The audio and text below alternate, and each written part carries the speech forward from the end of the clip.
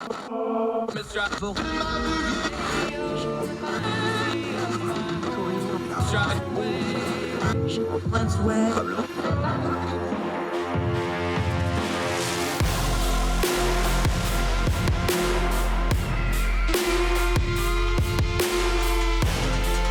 your host, Andrew Donaldson. This is Heard Tell. It's our Tell Show. It's a Monday, folks. So glad you're back with us. We are back home after being on the road for a couple of days. I'm Andrew Donaldson. Thank you so much for joining us. A lot to get to this week. Going to turn down the noise of the news cycle, get back to work. Glad you're with us. Year of our Lord 2022 continues to roll on this April the 25th, and we're going to talk about a couple different things. Ronald Klain, the chief of staff for President Biden, took one look at the French elections and drew a very questionable conclusion. We'll touch on that. Marjorie Taylor Greene down in Georgia, very problematic congresswoman who we think should be expelled from Congress. Nevertheless, she was on the witness stand. And wouldn't you know it, the really bombastic people, when you get them under oath, tend to change their tune on what they actually say. We'll talk about that in a little bit. Also, in the program, we always try to end on a good note or a happy note. In this case, it is Sean Connery, the late Sean Connery, the great Sean Connery. He had quite an extensive art collection. Turns out he actually had a real life Picasso going up to auction for charity. Talk about that in just a minute. Our guest today, Gabriel Salazar Singh, another great Young Voices contributor. He's in Costa Rica, where we're going to talk a little Mexico politics. There's some very troubling things going on south of the border of our neighbor down there that we need to talk about. The government there, AMLO, doing some constitutional referendums, expanding power. Is he trying to become a dictator like has gone through so much of Latin America and South America? We'll talk to Gabriel Salazar Singh as our guest today. But first, let's talk about that French election we mentioned just a minute ago. Over in France, there's been a lot of press over here. We've talked about it a couple times on the show. Marie Le Pen taking another crack at trying to become president. She's deemed a far-right candidate for a lot of reasons, not only because of her politics, but also she has some ties with Vladimir Putin. Her political party has some very questionable stuff when it comes to things like race, like nationalism, like national populism. There's some accusations, even though that political party got bank loans from Russia. That well goes really deep. You can look that up in your own time. Needless to say, it would not have been good for anybody in the free world if she had won the election in France. She didn't make it to the runoff. And the way they do it in France is they have a multi-tiered system. So she did a runoff. Well, they had it on Sunday, and President Emmanuel Macron won, and he won convincingly. The polling wound up being about 58% to 41% for Marie Le Pen. Now, this is a pretty wide margin. This was covered as like it was going to be a much tighter race, and like Le Pen was going to have a shot at it. Now, there's a couple things we want to touch on here about this for a few reasons. One is in the Western media, why is it always covered like a horse race? Well, that's their only template for these kind of things. They always want to have a horse race. It's got to be close because otherwise you can't cover it. And Marie Le Pen, the Western media, especially American media, just could not resist trying to tie her to Donald Trump, even though they don't really have any direct ties. It just fits the narrative really well.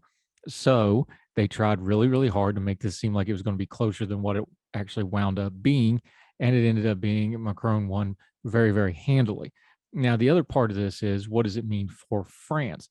Well, Marine Le Pen was talking about taking them out of NATO, was talking about maybe even taking them out of the EU.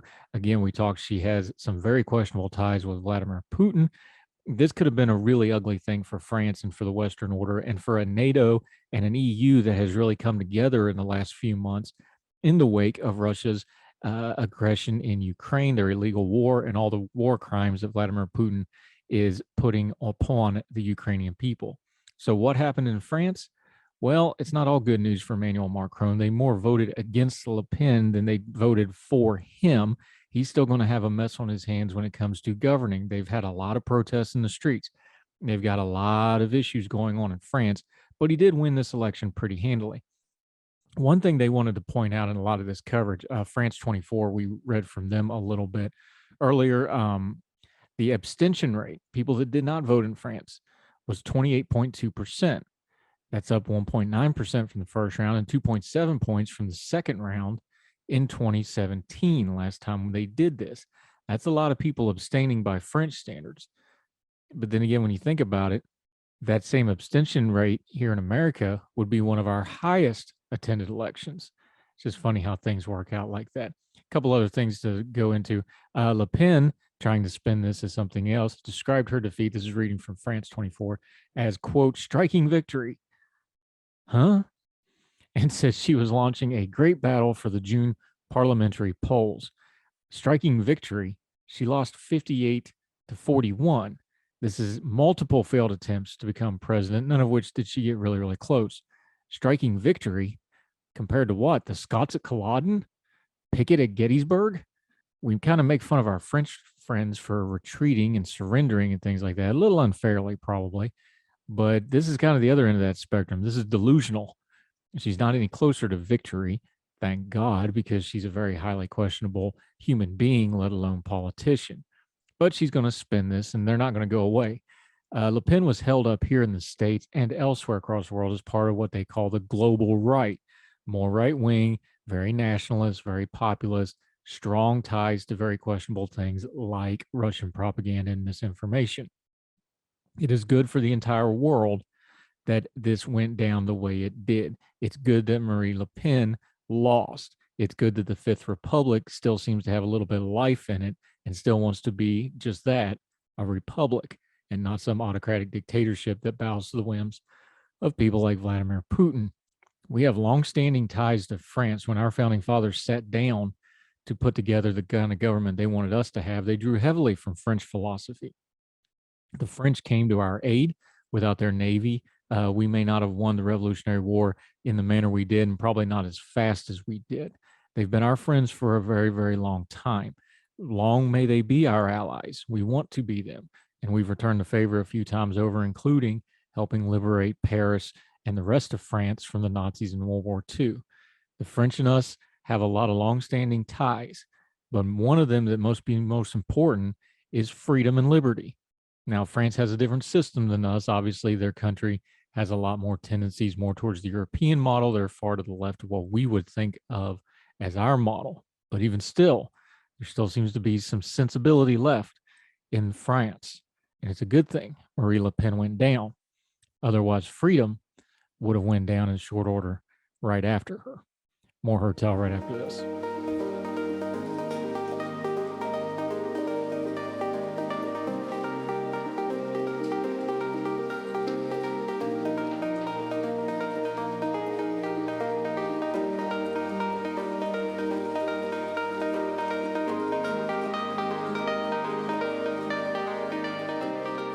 Welcome back to Heard Tell. Still talking about this French election for just a second.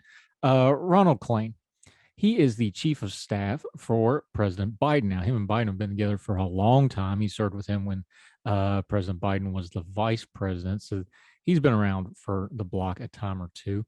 We kind of jokingly call him the prime minister because the job of the chief of staff is he's the gatekeeper. He runs everything, but he also controls what does and does not get to the president. It also means everybody underneath him goes through him, good, bad, and different, which makes him both very powerful, but also the target of just about everybody in Washington.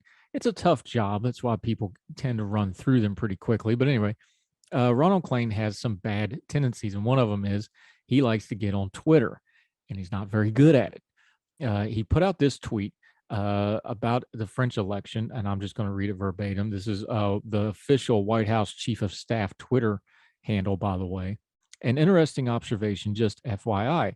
President Macron appears to have secured a double-digit victory over Le Pen at a time when his approval rating is 36%. And he is quote tweeting a piece from Morning Consult that talks about those numbers and government leaders and country trajectories in 22 different countries. Oh, Mr. Klain. Okay, let's go through this real slowly using small words for folks like Ron Klain, because he mostly retweets things like Jen Rubin articles that are really, really flowery and complimentary to the president. And just in case anybody from Logan's listening, we don't want to lose them. So let's go slowly, make sure everybody out in overflow hears what's going on. Okay. France's system is different, and things that are different are not the same. France has a multi-tiered, this was a one-on-one election. They don't have things like the Electoral College, and they also have a different system of government. And this is not going to be completely analogous to American politics. Yes, Macron had a very bad approval rating, but approval rating is something that happens in a vacuum. That's where you call people up and you say, hey, do you like the president or not? Yes or no. That's different than an election where you have two people running and you have, do you like this person enough to vote for this other person? That's a whole different story. Case in point, in France, we already talked about the abstention rate was almost 30%, where a bunch of French folks took a look at that hot mess and went, nah, bro, we're good. We're staying home. We had this here in America as well, even with record turnout and a record amount of votes for Joe Biden and for Donald Trump. Both exceeded all previous vote tallies for their parties. There were still over 40 million Americans took one look at that hot mess and go, nah, I'm not having anything to do with this. And they did not vote. That's why approval ratings have a little bit of a limited shelf life when it comes to politics, especially when it comes to projecting out. First of all, we don't know how the midterms are going to go. We're assuming the Republicans have a really good year, maybe a wave year. We'll see how it breaks down. That'll change how President Biden is perceived. Why? Well, because now he's working against a Republican Congress. It's going to change things a little bit. And if he runs in 2024, which we all think he will, unless something catastrophic happens, he'll be running a very different campaign than 2022. He could have very bad approval ratings. And if the Republicans put together somebody who has even worse public approval, he'd still win with those bad approval ratings. Are not votes. Approval ratings are not actual poll data. Approval ratings are something taken in a vacuum. It can be an indicator, but it's not a thermostat. It doesn't set the temperature for an election necessarily. So yes, Ronald Klain, the French president, won with bad approval rating. You may not have a Le Pen for Joe Biden to run against. And you may have a Donald Trump, which may be not all that different, but that's another matter for another day. Just make sure you understand every time we do these kind of analogies, things that are different are not the same. We are not France. We have a different system of government. And he should just focus on his own house, because that bad approval rating, Mr. Klain, has your fingerprints all over it. You should probably see to that, or you may not be in the next administration either which way, even if your boss does win. More Heard Tell right after this.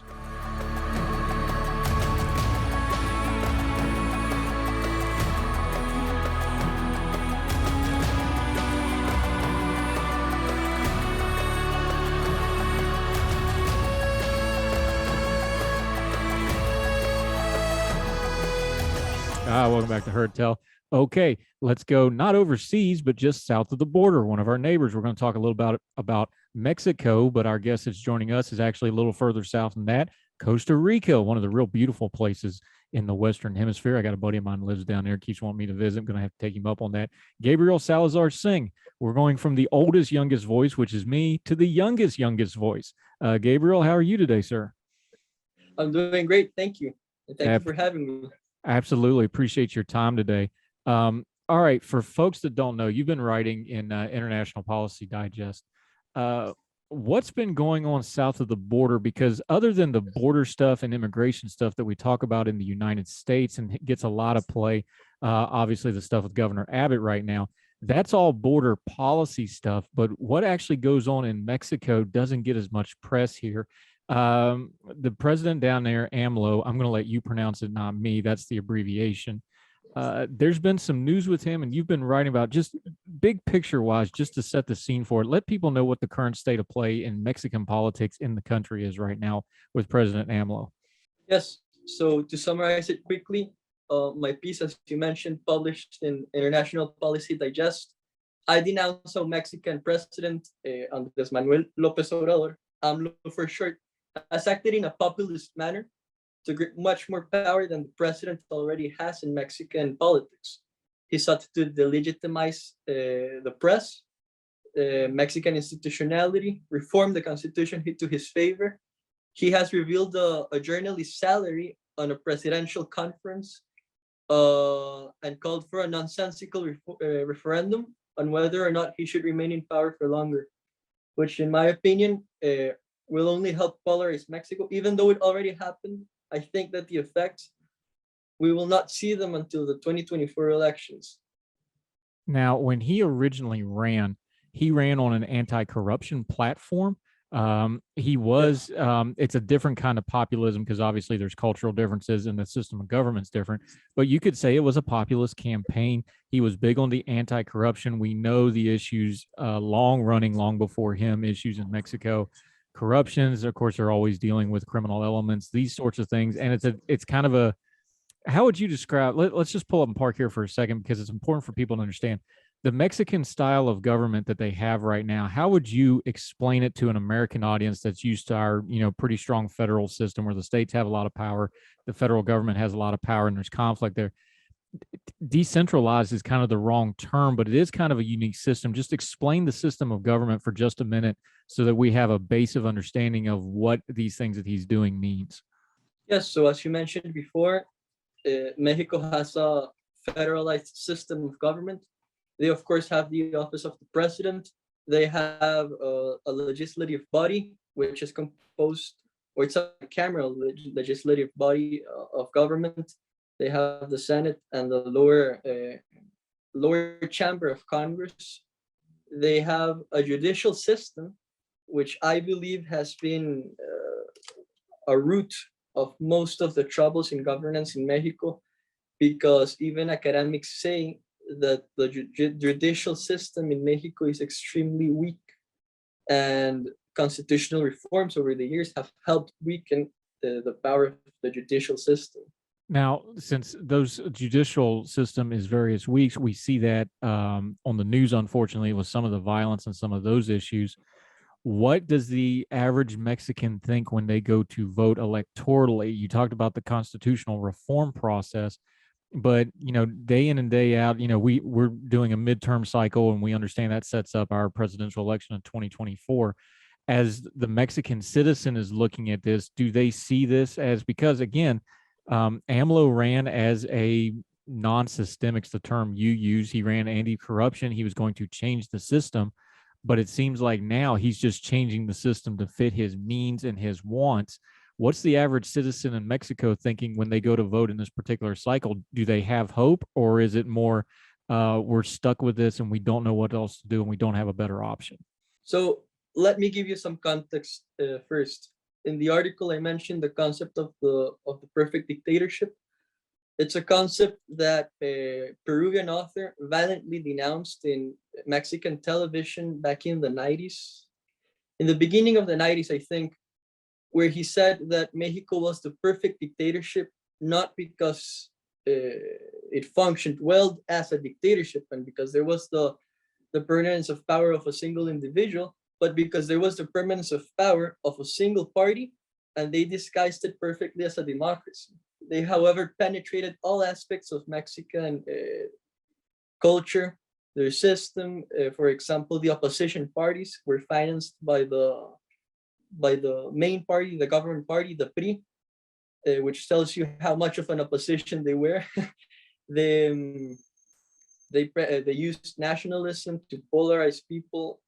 It was so systematic that even the owner of Televisa, the news channel back then and even now, called himself a proud soldier of El PRI. In the Enrique de la Madrid elections in the 90s, 80s, I don't precisely recall when he was elected, they made sure to cover all of his events, and his opponent wasn't really covered by the press. Now, it wasn't until the election of Felipe Calderon that the PRI lost the elections. Then came another party, El PAN, and those were established as the two main traditional parties in Mexico. Now, as you mentioned before, that corruption is rampant in Mexico. Gang violence through the cartels is extremely high, and the people are obviously tired of that. In the 2018 elections, they demonstrated that by voting in Andrés Manuel López Obrador, AMLO, with a 53% of people who voted for him. You said that he ran as a populist, but he has governed as a populist as well. Before this referendum asking if he should resign or not from power, he had another referendum asking the citizens whether the ex-presidents, the former presidents still alive, should be taken into trial for corruption or whatever for their actions, which obviously goes against the liberal democracy order of the separation of powers. It's the presidential system or the presidential figure penetrating the judicial system, getting into something that is not in his incumbents to be in. Now, this referendum, the newer one, which was held some days ago, only 20% of the people went to vote, which tells you how apathetic the people are towards voting. 80% didn't want to vote, didn't want to participate in the elections or in the voting of the referendum, which tells you that people are also tired. They are not only tired of the corruption in Mexico, but they have lost a lot of faith. And I think that that's one of the things that starts to erode democracy around the world, not only in Mexico, when people start getting tired of what they have been presented, that they have been manipulated by many governments. And yes, that's basically it to answer your question. I hope I answered it correctly. No, you did fine. When you wrote in the piece about it, again, we'll be linking to your piece in International Policy Digest. I've had things published there before. You mentioned that they had actually downgraded Democracy Index report. They bumped Mexico down from a flawed democracy, that's their term, to a hybrid regime, labeling Obrador and a liberal populist. We just talked about the populist label and what it means. Because, and this is you writing here, because of his disregard for democratic norms and his continued efforts to concentrate power in the executive branch. Illiberal populist, I think, is a fantastic term, but that hybrid regime term, you mentioned it before. Let's loop back to it for just a second, though. Having the pretense of democracy, having the pretense, he's using the referendum system a lot here. That hybrid regime, I think, is a label that should be applied to this, maybe a little bit more than populism, because populism's the movement to get the political power of the people involved. But the hybrid regime is kind of the nuts and bolts of this, is like, hey, we're going to use the democratic process to become authoritative. It's just the last vote is going to be to make us authoritative for life. That hybrid regime seems like a really good way of explaining that, and that's a great term for it. Yes, I agree. I think that it's highly it's worrying that an institution as serious as The Economist and their index has labeled the Mexican democracy going down. And you've got to see all aspects of government and how AMLO has penetrated them. The Supreme Court president is in favor of him, or has been said to be in favor of him. He controls both chambers of Congress and many democracies in Latin America. So we know about the separation of power between the three branches: the executive, the judicial, and the legislative. But many countries in Latin America, we could consider that the fourth power of government is their electoral institution. I think that it's worrying that AMLO wants to have constitutional reforms be made to change their electoral institution. For example, they want to. So think of it like this: in a perfect democracy, you'd rather have technical people running a central bank. You'd rather have technical people running the electoral institution. But one of the reforms AMLO wants to make is that the people elect those who are in charge of the electoral institution. And he says, each branch of government should propose 20 candidates so that the people have 80 candidates they can choose from. Now, look at it this way.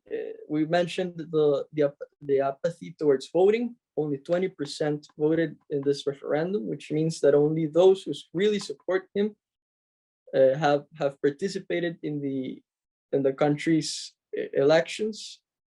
And imagine it this way. I'm not sure if you agree with Mr. Trump's proposals and what he has said after January 6th, but imagine if the United States elections we're polarized that way, so that the people elect those who are in charge of vying that they are free and fair elections, and that some people run with the idea of turning the elections towards Donald Trump. This is one of the main problems it presents. Institutions like this shouldn't be polarized. Never, under any circumstance, should the central bank be polarized or politicized. And same goes for autonomous institutions such as the Electoral Institute. Yeah, we're talking to our friend Gabriel Salazar Singh. He's down in Costa Rica, but we're talking about Mexico, our neighbor to the south or to the north for him.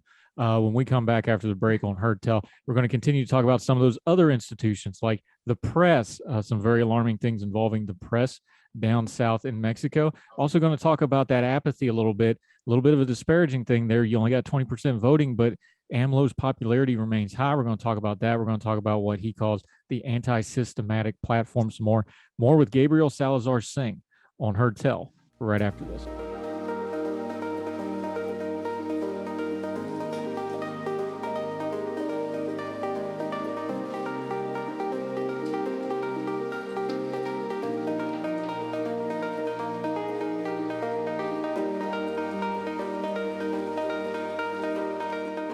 Welcome back to Heard Tell, talking to our friend Gabriel Salazar Singh, talking a little bit about Mexico politics, some things going on, some very troubling developments in the current reign of President AMLO.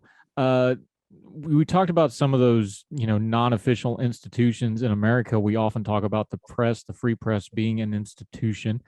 But in Mexico, you already touched on it a little bit. There's been some really disturbing stuff in Mexico. As you listed in your piece, there's been at least 6 journalists, prominent German journalists, murdered just in this year alone. We had the incident with Obrador.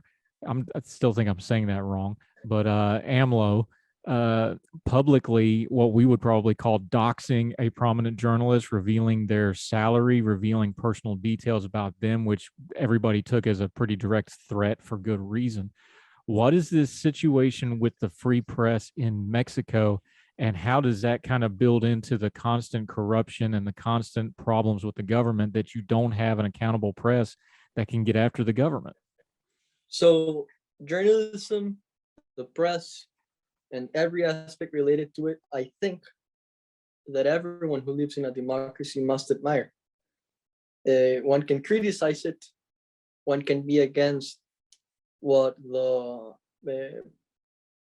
journalist has said, but to have the president vehemently attack a journalist by revealing his salary in a country which we know has high criminality rates, high gang violence, in which he knows as president that 6 journalists have been killed, and to reveal his salary on live television, which was a high salary, tells you a lot about his motives. These aren't good motives. He's setting him up for violence, for theft, to being kidnapped. One never knows with the violence that goes up there. And sure, he's not going ahead and using policemen to kill Mr. Loret de Mola, the journalist, but he's certainly using his power to say, oh, maybe go ahead. And he said, I think I mentioned in the article where he said, if you attack me, you know what happens. What can you think about a president who does that, right? You mentioned in here part of this, it's almost become a stick. I don't know how you would say that in Spanish, but it's part of his public rhetoric now to do those flourishes, the strongman routine. We've seen this with our own people. President Trump does this a lot. It's the wink wink kind of threatening stuff. It's the strongman stuff that you're alluding to. You mentioned in the piece that he kind of had a moment kind of similar. You compared it to Richard Nixon's "I'm not a crook" moment, but where he stood up and used a very specific term that folks in Mexico knew exactly what he was meaning, didn't he? Yeah. So he uses the term, or he said, "I'm not a cacique," a chieftain in many Native American tribes, especially there in Mexico. I'm not a dictator. and he said that as a candidate. So I compare it to Richard Nixon's "I'm not a crook" moment, because if you gotta say that as a candidate, it tells you a lot about his rhetoric, his persona, how he's acted, his proposals. Hugo Chavez in Venezuela, let me give you another Latin American example for just a second. When he ran for president, I recall seeing an interview with Jorge Ramos, a brilliant journalist who asked him about his dictatorial aspirations. And Hugo Chavez used to say, no, we're going to work closely with the private sector. I believe in the private sector. I'm not a dictator. Dictatorship is what has happened before, even though Venezuela was a democracy when Hugo Chavez was elected president. And so I go back to what I was saying.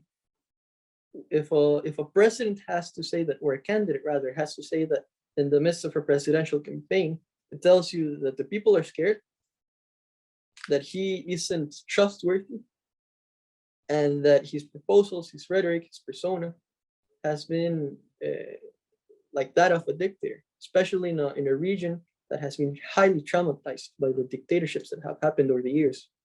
Yeah, is that what we're looking here? If you don't get some kind of an electoral defeat for him, at least for his party, if not for him directly, you already mentioned Hugo Chavez.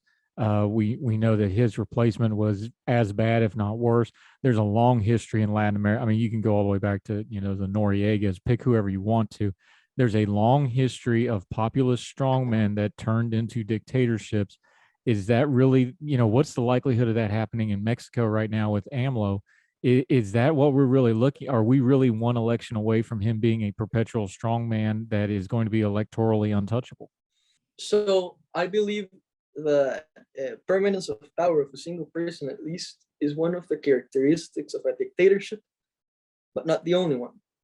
He could perfectly leave power in the next elections because, well, presidential election is not viable under Mexican law.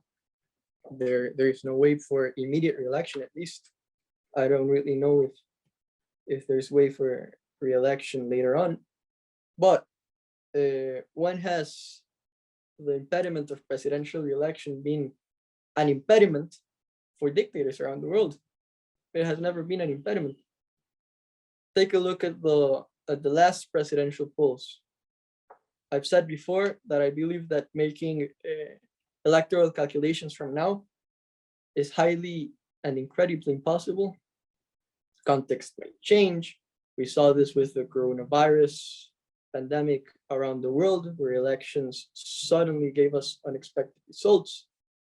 But in the last elections, AMLO got a 53% of people who voted for him. The polls show that support has grown to 60%, and that the second place goes to one of the traditional parties who goes just above 10% of the people who support them for the next presidential election. So once again, the permanence of power of a single person is not necessary for a dictatorship to be made, but the modern dictator gets to power through the system and then rigs it to his favor.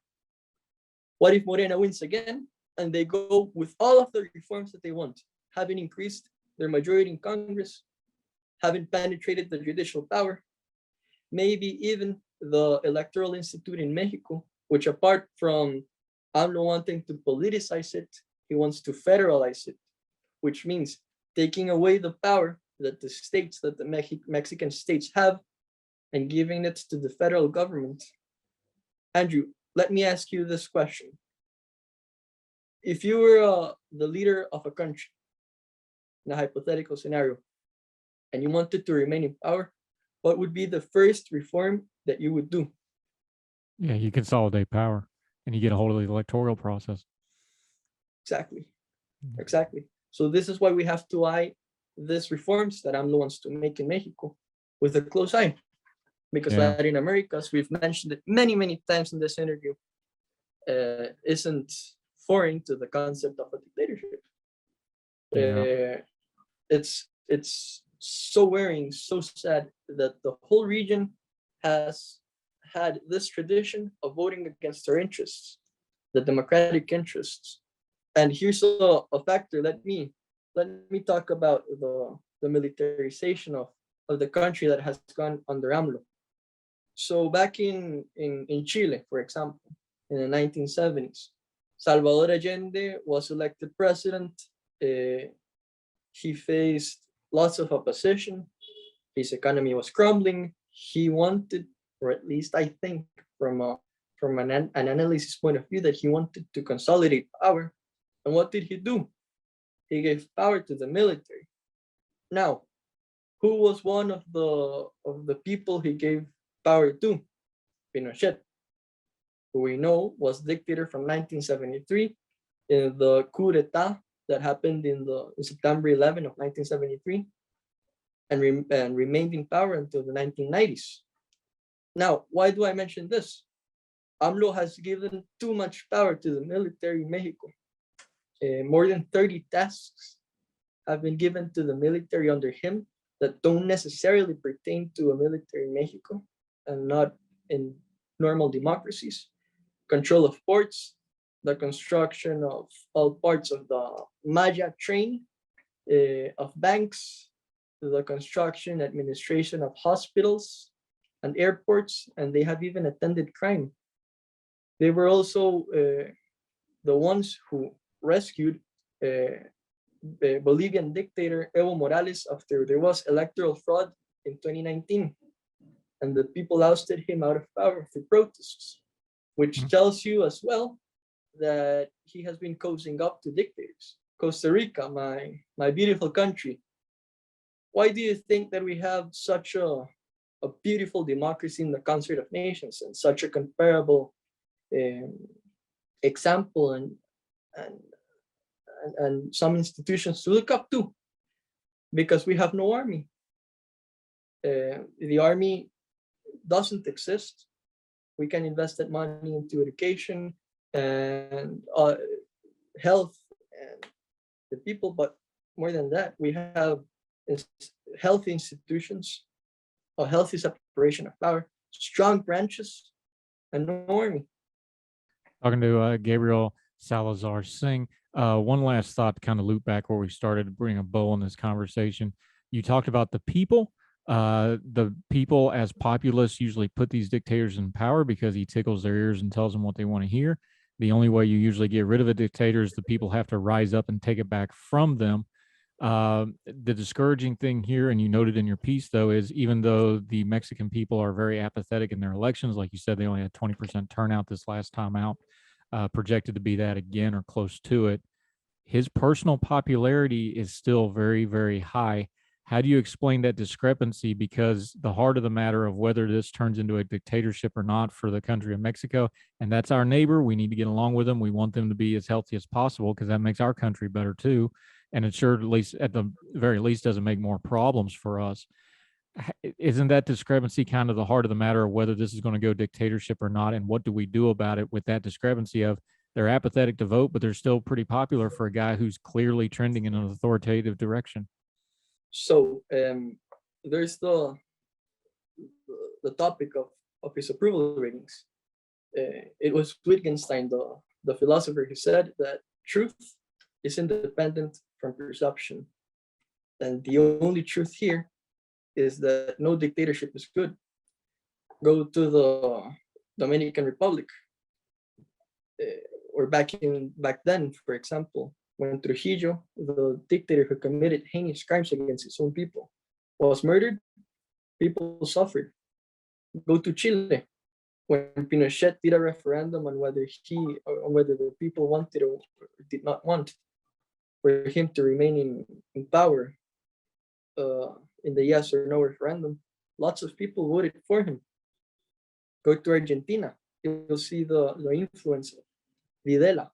Paraguay, the influence of Stroessner. So this Venezuela, Hugo Chavez is still a popular figure. So no dictatorship is good. And I've mentioned it before. It has been a fad or a tradition between Latin American countries to vote against their own interests, which are the the democratic interests. But if we were to be like doctors, for example, and do a surgery and analyze the root problem, what would we see? That people are tired of corruption, they are tired of violence, they're tired of being lied to, and the result is that they vote for authoritarian figures who, at the end of the day, are much worse than the leaders who are elected democratically and leave power democratically and don't mess with the separation of powers. Gabriel Salazar saying it's a universal thing that if you've got a country that's having economic and corruption problems, more freedom will cure those problems. Less freedom will perpetuate those problems. We'll keep an eye on our friends to the south in Mexico and the other countries in Latin and South America that perpetually have to struggle with this. Frankly, in America, we need to pay attention to it because we're not doing great on it on our own front in a couple of different ways. Gabriel Salazar saying outstanding stuff today. Really appreciate your time. We're going to have you back on. But until we get you back on, let folks know where you're writing, what you're working on, and what your social media is so they can follow you until we see you again on Herdtail. Right now I'm writing an article with the help of my friends over at Young Voices about the importance of liberalizing the economy and how that is in the interest of the poorer people, and the middle class and everyone really. And you can find my writings over at Twitter at Gabriel Sala Sing. So that's my name without the Salazar, just a Sala. And his Twitter handle is on the screen graphic there if you're watching on the YouTube or the Perfect. Facebook page. Make sure you give him a follow. We joke about me being the oldest of the Young Voices, which is true. I am the oldest. I think he's the youngest. I can't believe how articulate and insightful you are. You've got a great future ahead of you, my friend, and we're glad to get in on the ground floor of it. Can't wait to talk to you again. Thank you very much. And, Thank you very much. I'd love to be here. And I just got to mention again, we were talking about it before I brought you on. That picture is spectacular. That's your grandfather over your shoulder. That's not him in one of the old time photos that you get at the amusement park. That's what I thought it was when I first saw it. That's actually his grandfather. That's spitting image. Good looking family. My grandfather and my beautiful mom, my beautiful grandma, and my grandfather, who was an admirable man, the man I look up to the most. Yeah, my paternal grandfather, just a titan of a guy. I want to do a show. We should just do a show on our grandfather sometime. We'll bring you back and do that as a special, maybe. I'd love that. I'd love it too, my friend. Family gets it done. Gabriel Salazar Singh, Young Voices contributor. Great job, buddy. Appreciate your time today. Thank you very much. Thank you, sir.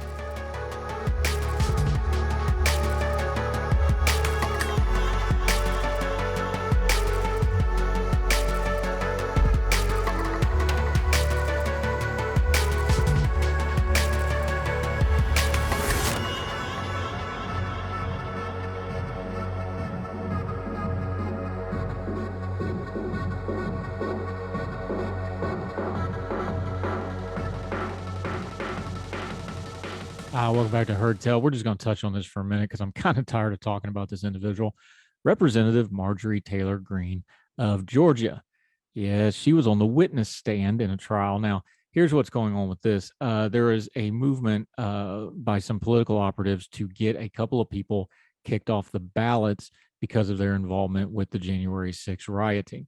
They have brought a case against Madison Cawthorn, and they've brought another case against Marjorie Taylor Greene, and they've threatened to do so in a couple other places. Now, the Madison Cawthorn one already got nixed by the judge. That ain't going to go forward. But the Marjorie Taylor Greene one, they let proceed, and she had to testify under oath. Now, this probably isn't going to go anywhere, and we'll detail why in just a second. But what was interesting was what she did not say on the stand. If you remember back during the steroid trials, Sammy Sosa famously in front of Congress all of a sudden forgot how to speak English, and other people had the classic, "I don't recall, Senator." Well, that's the route Marjorie Taylor Greene went. She didn't claim to forget how to speak English, at least, but she did say, "I don't recall," a whole bunch of stuff that we have her on the record recalling quite clearly when she isn't under oath and has very serious consequences if she was going to be caught lying. So I wrote about it in ordinary-times.com. You can look at it. I said, quoting myself here, "It never fails that the most bombastic blowhards change their tunes when there are real consequences to the words coming out of their mouths. The legal basis for this attempt to keep her off the ballot is very questionable, and the folks looking for a reckoning over January 6th are not going to find one here, if anywhere. What is apparent is what Marjorie Taylor Greene has told us through her actions and rhetoric all along. There's no there there. Her fire-breathing MAGA act is all pyrotechnics like a sparkler. and no actual ordinance to do anything other than spew sparks and the stench of sulfur for burn-up material that flashes brightly but has no substance to it. Oh, and there's one more twist to come in this political clown show, because yet another Georgia shambles back to the forefront. Whatever the judge decides here doesn't actually become a final thing. It goes to Brad Raffensperger. Yeah, you remember him from the Georgia mess and recall and all that. He's actually up with a challenger as well. So Brad Raffensperger, call your office again. In the end, this legal challenge will probably fail. Marjorie Taylor Greene will get to claim even more victimhood in the fundraising thereof. The electorate in her very red district will probably reelect her, and one of the most unfit members of Congress in recent memory will continue to be an embarrassment for the country. We get the government we deserve, but we should all loathe the voters of Georgia's 14th district for thinking Marjorie Taylor Greene should be anything more than the on-paper front woman for her family's businesses. Those voters deserve all the invective they get. More Heard Tell right after this. Now let me see you go off like a bomb.